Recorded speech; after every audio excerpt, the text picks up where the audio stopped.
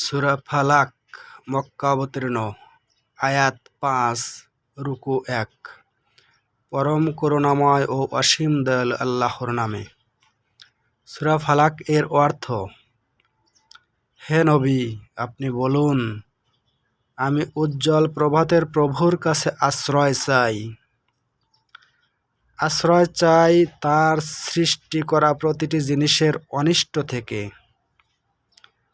আমি আশ্রয় চাই রাতের অন্ধকারে সংঘটিত অনিষ্ট থেকে, বিশেষ করে যখন রাত তার অন্ধকার বিছিয়ে দেয়। আমি আশ্রয় চাই গিরায় ফুঁক দিয়ে জাদুটোনাকারিনীদের অনিষ্ট থেকে।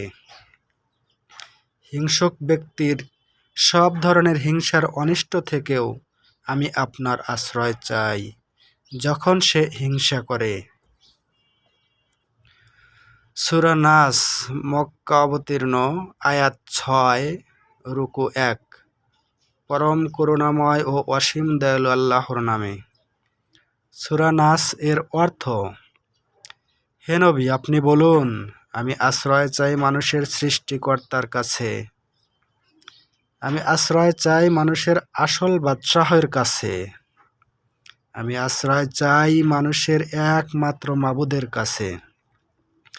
আমি আশ্রয় চাই কুমন্ত্রণা দানকারীর অনিষ্ট থেকে, যে প্ররোচনা দিয়ে গা ঢাকা দেয়, যে মানুষের অন্তরে কুমন্ত্রণা দেয়, জিনদের মধ্য থেকে হোক, মানুষের মধ্য থেকে হোক, তাদের অনিষ্ট থেকে আমি আল্লাহ পাকের কাছে আশ্রয় চাই।